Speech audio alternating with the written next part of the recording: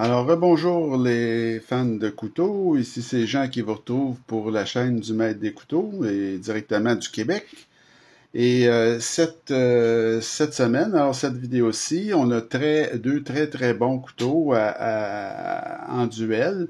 Donc, vous avez le Kershaw Iridium versus le Kaiser Escort dans sa version Rich Light, avec un manche en Rich Light, là.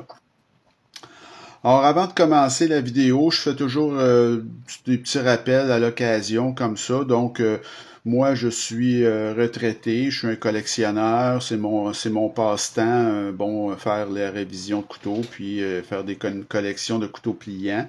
Et j'ai pas de lien avec aucun manufacturier.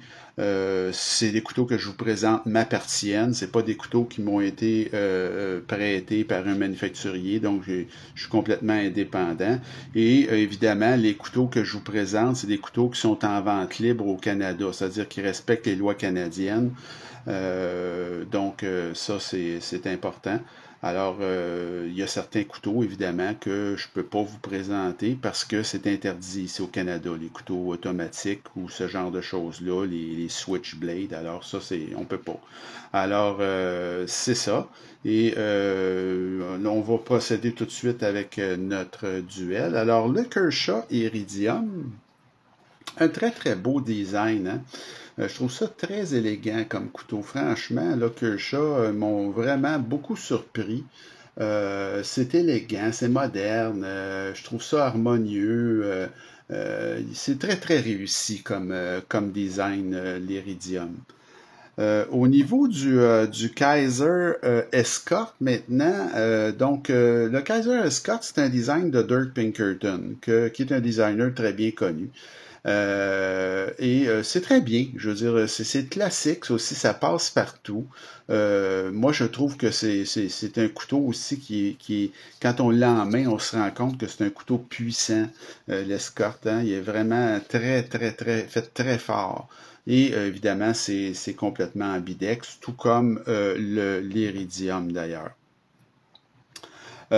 Pour ce qui est du design, je vais vous avouer, j'ai mis l'avantage au Kershaw Iridium. D'ailleurs, des fois, quand je fais ce genre de duel, j'ai des surprises parce que j'avais une idée préconçue. Je me disais, bon, ben, dans ces deux-là, je savais exactement celui-là, il va gagner clairement, mais pas tant que ça, vous allez voir. Donc, j'ai été surpris en réalisant le duel. Le résultat final m'a surpris. Au niveau des matériaux, alors là, pour le Kershaw, ben évidemment, Kershaw, c'est pas une compagnie qui va donner dans des matériaux, des fois, ils sont un petit peu... Alors, l'acier, c'est du D2. Le roulement est à billes. Vous avez un manche en aluminium et vous avez également un clip qui est très joli d'ailleurs et qui est un clip qui est très bien intégré, comme vous pouvez voir. Il est complètement inséré dans le manche. Un très joli espaceur arrière aussi, avec une belle intégration du trou de lanière. Puis vous y est réversible. Et vous voyez, là, ça en fait un couteau vraiment complètement ambidextre, avec le clip qui est complètement intégré. Alors c'est très bien fait, franchement, là.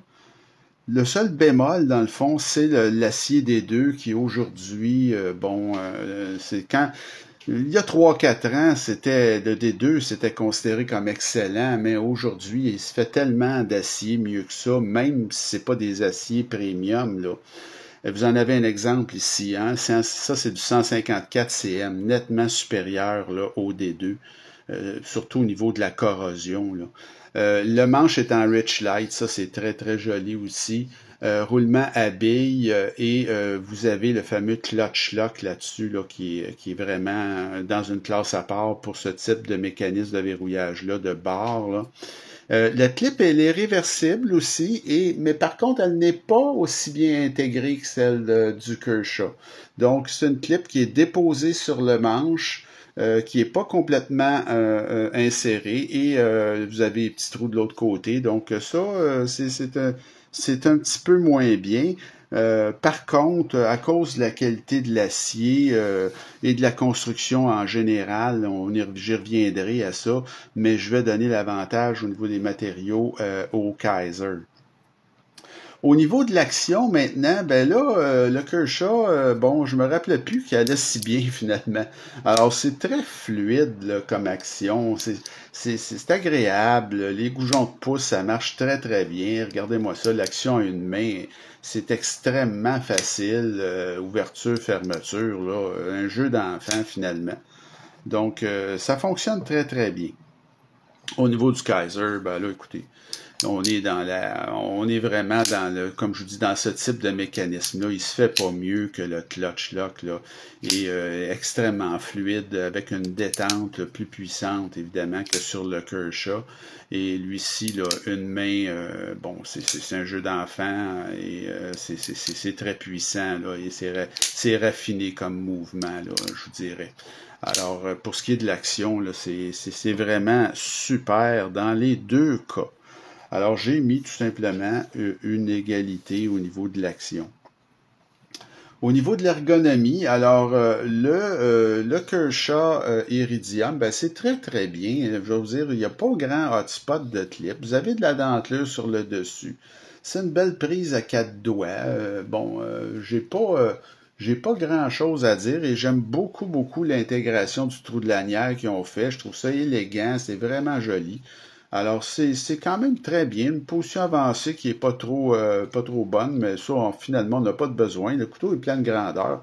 Donc, c'est vraiment une ergonomie qui est dans la bonne norme, si vous voulez. Au niveau de l'ergonomie du Kaiser, ben, c'est supérieur un peu. Je veux dire, il remplit beaucoup plus la main. Et la grosse différence, c'est que vous avez là aussi de la dentelure, c'est que le Kaiser, vous avez une sensation là, de force, de puissance. Vous voyez que c'est fait très fort, que c'est très, très solide, beaucoup plus que l'Iridium. Vous avez un petit hotspot de clip, mais pas grand-chose, franchement. Et au niveau ergonomique, ce couteau-là, écoutez, là, c'est dur à battre. Mais il va battre le Kershaw, mais je vous dirais de pas grand-chose. Un petit peu mieux, il remplit plus la main, plus fort. Ben bon, c'est pas une différence si grande là. Vous avez ensuite le prix. Alors, j'ai payé ce couteau-là, le Kershaw Iridium.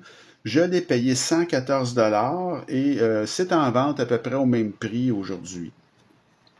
Pour ce qui est du Kaiser Escort, j'ai payé ce couteau-là en vente 120 et aujourd'hui, ça c'est une très grande vedette, c'est 150 son prix régulier à ce couteau-là. Alors, comme c'est tellement proche, là, des 114 contre 120, j'ai mis une égalité pour le prix. Mais lui, je l'ai eu en vente à ce prix-là, tandis que lui, 114, c'est le prix qu'il vaut, là. Au niveau du poids, ben, vous voyez, là encore, le Kershaw Iridium pèse 3,3 onces, ce qui est très, très bon, ou 94 grammes. Mais c'est un couteau, comme je vous dis, c'est pas faible, mais c'est pas un couteau puissant, ça. C'est un couteau, disons, plus allongé. Il est plus dans le raffinement que dans la force, celui-là. Donc, mais le poids est très bon, est très raisonnable. Celui-là, le poids, c'est 3,77 onces, donc vraiment très proche, 106 grammes. Donc celui-là, écoutez, c'est un couteau extrêmement puissant qui peut travailler très fort, contrairement à lui. Donc ça, le fait qu'il soit à ce poids-là, il y a beaucoup de squelettisation en dedans, c'est vraiment excellent. Donc il est légèrement plus pesant, mais je peux pas donner l'avantage à l'Iridium pour aussi peu, parce que c'est un couteau qui est beaucoup plus délicat que le Kaiser. Donc j'ai mis une égalité pour être fair, là. Au niveau de la valeur, alors la valeur de l'Iridium, elle est excellente, hein. C'est un couteau qui se vend très très bien. Il y a d'autres variations, si vous voulez, de ce couteau-là. C'est très en demande.